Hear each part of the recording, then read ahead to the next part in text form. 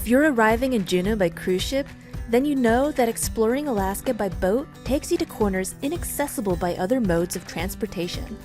Meaning you're going to encounter faces of massive glaciers, remote islands populated by bears, and majestic humpback whales breaching with their young. With so much to see and not a lot of roads to get you there, booking a boat tour is an incredible way of discovering parts of Alaska that would otherwise be missed. For a mix of adventure, take the Taku Glacier adventure by air, water, and ice. You'll fly over expansive glaciers and stunning landscapes by helicopter, then switch to an airboat for a thrilling boat ride right up to the glacier's face.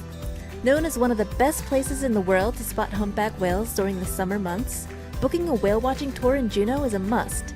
Hop on the whale watching tour to travel to prime whale watching spots, where you can witness humpback whales, including an array of other wildlife.